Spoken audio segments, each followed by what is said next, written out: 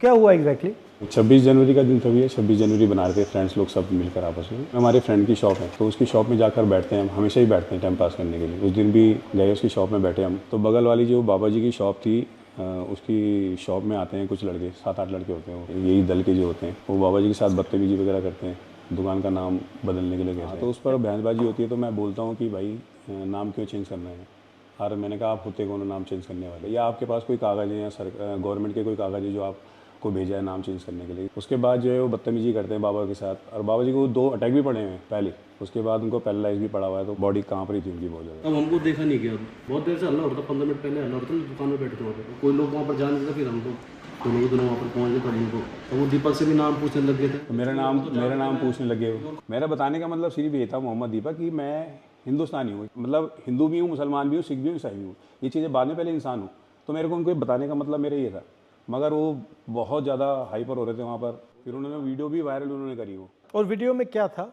एक मेरी फोटो थी, एक इसकी थी, दीपक का नाम, उन्होंने मोहम्मद दीपक को कुछ और प्रेजेंट करना चाह रहे थे वीडियो में भी, और जो वीडियो डाली थी वो भी भाजपा का ही था।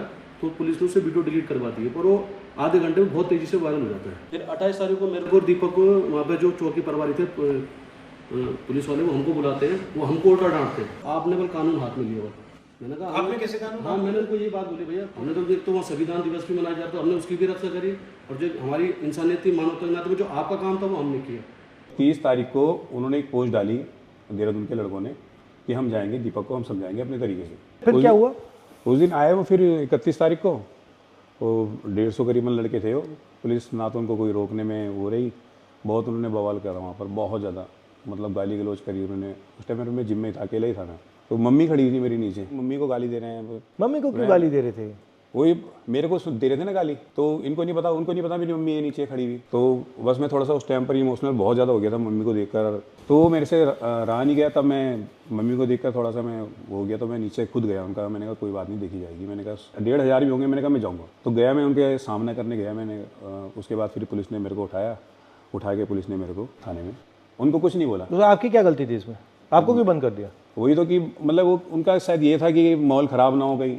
अगर माहौल, तो मैंने फिर ये बोला कि माहौल अगर ख़राब कर रहे हैं, तो मैंने कहा ये लोग कर रहे हैं बाहर से आकर। मैंने कहा हम तो यहीं के रहने वाले हैं, मैंने आप मेरे को बिठा रहे हो। उसके बाद भी वो करीबन 4 से 5 घंटा कंटिन्यू वहाँ गाली गलौज करते रहे। ये जो लड़के थे ये करते क्या हैं एक्चुअली?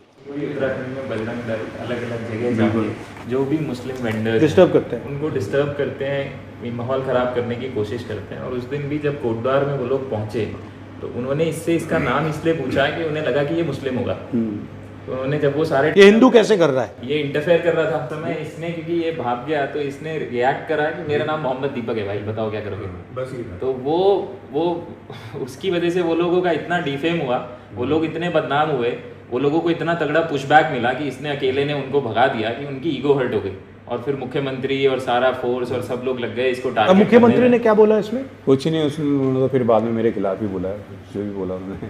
अब क्या हो रहा है जिम में? कुछ नहीं, जिम तो अभी खाली ही पड़ा है। अभी अब 150 प्लस बच्चे थे, अब तो 17-18 बच्चे। आप में स्ट्रेंथ कहाँ से आई? मम्मी में जो है ना बहुत ताकत है मेरी। जब कुछ नहीं थे, खैर कुछ तो, जब कुछ बिल्कुल भी नहीं थे मतलब, तो मम्मी ने तब भी मेहनत करी है, अकेले अपने बलबूते पे पूरा घर परिवार संभाला है। मम्मी चाय का स्टॉल चलाती है, एक चाय देने के लिए 3रे मंजिल पे मम्मी चली जाती है अपना भी। और जब ये आपके साथ हुआ तो मम्मी ने क्या बोला? मम्मी नहीं डरी, मम्मी तो खैर नहीं डरी उस चीज़ को। मम्मी तो खैर, मम्मी कहती है कि कोई दिक्कत वाली बात नहीं है, तूने अच्छा काम किया, गलत काम नहीं किया।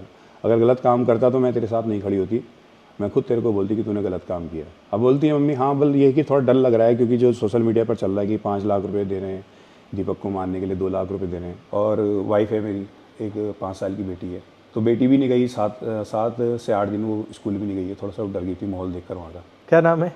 मायरा नाम है। फोन मिलाओ। नमस्कार। नमस्ते सर। कैसे हो?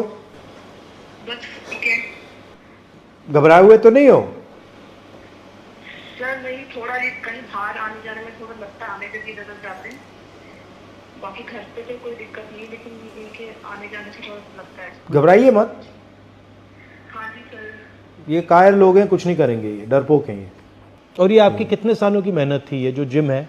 30-31 साल मेरे को जिम चलाते हो गए। अब जाकर मैंने घर बनाया, उसको भी लगभग 1 साल अभी। तो आपने पूरी ईमानदारी से काम की, कुछ चोरी तो नहीं की, कुछ ऐसा तो नहीं किया ना? घर भी 20 लाख रुपए मैंने लोन लिया है बैंक से। जिम से ही है बस, जो भी है मेरा घर का और यहाँ तक कि बैंक की EMI वगैरह, मेरी बेटी की स्कूल का खर्चा सब जिम से ही चलता है। आप आओगे तो बहुत अच्छा रहेगा। ठीक है, ट्राई करते हैं। बिल्कुल। ठीक है, तो ये लोग इन लोगों ने आपका नुकसान किया है। नुकसान की, हाँ बहुत ज़्यादा नुकसान तो किया है खैर, क्योंकि क्योंकि आपको डराना चाह रहे हैं। हाँ डराना चाह रहे हैं, दबाना चाह रहे हैं। वो आप चाह रहे डरे हो? हैं आप डरे हो? नहीं नहीं, डरना क्यों है, इनसे क्यों डरना है कोई। मैं डरूंगा ऊपर वाले से डरूंगा, इससे क्यों डरूंगा। आपने सच बोला है बिल्कुल भी है।